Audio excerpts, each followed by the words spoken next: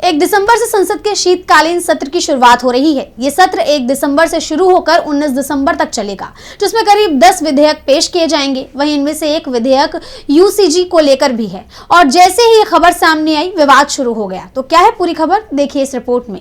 1 दिसंबर से संसद का शीतकालीन सत्र शुरू हो रहा है, जो 19 दिसंबर तक जारी रहेगा। संसद के शीतकालीन सत्र में केंद्र सरकार 10 नए बिल पेश करने की तैयारी में है, जिनमें भारतीय उच्च शिक्षा आयोग विधेयक 2025 भी शामिल है।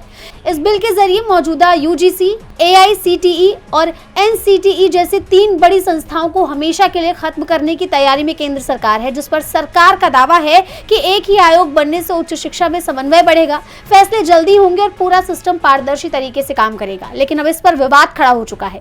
देश भर की तमाम यूनिवर्सिटीज के प्रोफेसर इसे लेकर सरकार के खिलाफ हो गए हैं। उनका आरोप है कि सरकार शिक्षा क्षेत्र का निजीकरण करना चाहती है। इसी मामले को लेकर जेएनयू के प्रोफेसर सुरजीत मजूमदार ने कहा, सरकार नियंत्रण अपने पास रखना चाहती है, लेकिन पैसा नहीं देना चाहती। फंडिंग और रेगुलेशन को अलग अलग कर दिया जाएगा। नतीजा ये होगा कि सरकारी विश्वविद्यालयों को धीरे धीरे कॉर्पोरेट स्टाइल में चलाया जाएगा। शिक्षकों की स्वायत्तता खत्म हो जाएगी, सेवा शर्तें बदलेंगी और पहले से चल रहा पदोन्नति का दबाव कई गुना बढ़ जाएगा। छात्र शिक्षक मिलकर अपनी बात रख पाते थे, वो रास्ता भी बंद हो जाएगा। इस मामले पर सिर्फ देश भर के शिक्षकों का गुस्सा ही नहीं फूटा, बल्कि विपक्ष भी इस पर आपत्ति दर्ज कर चुका है। कांग्रेस नेता दिग्विजय सिंह की अध्यक्षता वाली संसदीय स्थायी समिति ने भी इसी तरह के एकल आयोग के प्रस्ताव पर गहरी आपत्ति जताई थी। समिति ने कहा था कि यूजीसी जैसी पुरानी संस्थाओं को एक झटके में खत्म करना शिक्षा में भारी असंतुलन पैदा करेगा और निजीकरण को खुली छूट मिल जाएगी।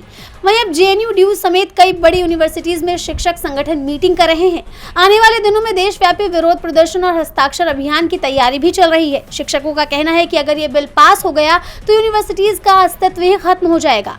यानी साफ है कि अगर संसद में बिल पेश किया जाता है तो सरकार को न सिर्फ विपक्ष का बल्कि देश भर के शिक्षकों का भी विरोध झेलना पड़ेगा।